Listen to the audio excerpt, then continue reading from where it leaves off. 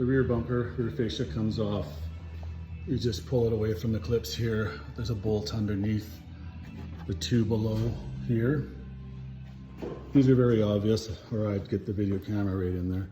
Once you have it off, you're going to take your rear bumper support out of the way and the heat shield, and then we'll get to the exhaust. I always tape the corners so when it sits, it's protected.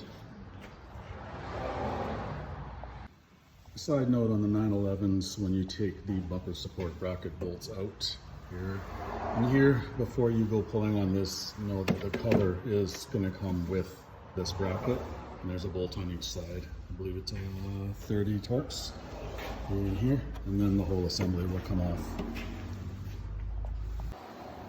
Once the bumper support and heat shield are off, you do have your exhaust exposed. You're gonna have to release your O2 sensors. These three studs are very likely going to break.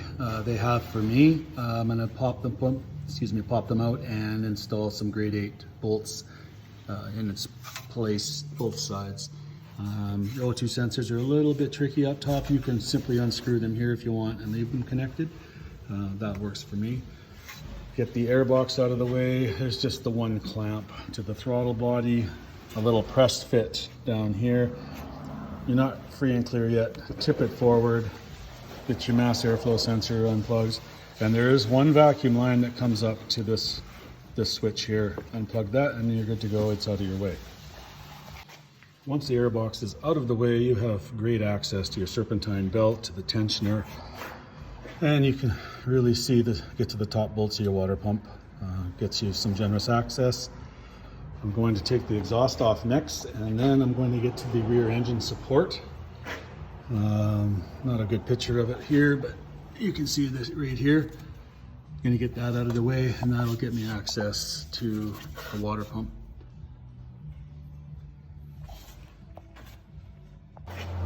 Just a side note, for those of you that are a little more adventurous, you don't always have to take the exhaust and that engine support. I have seen it cheated out of here.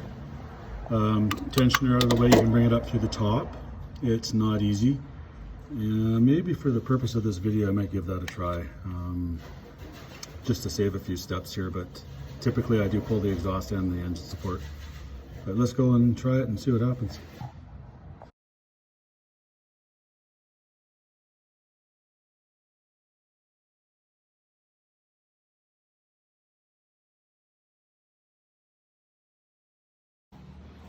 Okay, so about a half hour later, the bottom bolts aren't too bad. That one way, you can see it right at the very bottom end of that light stick in the shadow there, there's a bolt. That one will take you a half hour to an hour to get it out, basically an eighth of a turn at a time. And even if you can, the clearance between the water pump shaft and pulley and engine brace is about the thickness of the serpentine belt sideways, and it just fits through. That said, once you get those bolts out, I don't know if it'll clear the impeller, take off this pulley, and maybe it'll come out of there, but for the amount of time it's going to take, I can have the exhaust off and that engine brace off, and the water pump takes 10-15 minutes. So leave that up to the individual. I don't see a big benefit to trying to cheat it, at least as far as time is concerned. And I also made a comment about the O2 sensors being hard. I was for some reason thinking of the 986, not the 911 Carrera S. Of course, the O2 sensor connectors are right here in the corner, and they're very easy to access. So disregard that previous statement. Back in a bit. Okay, once you get the engine support off, you can see it's pretty straightforward, just a few bolts here.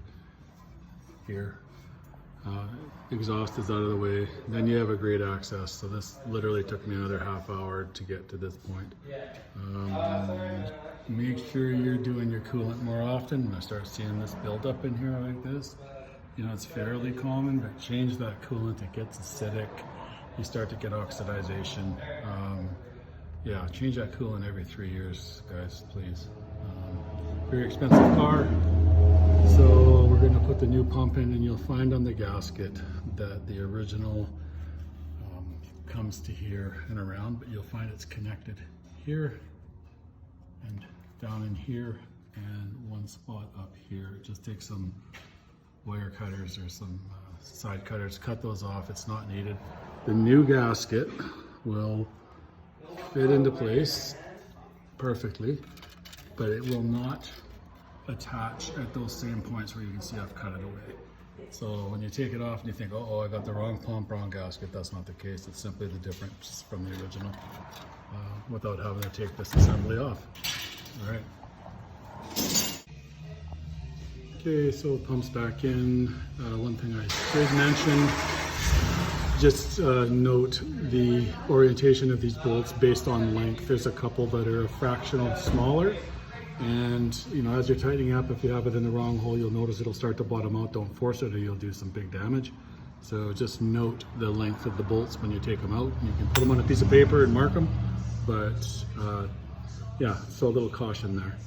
Now basically we're going to put the engine support back on, exhaust back on, fascia, and you know, coolant, bleed it, be good to go.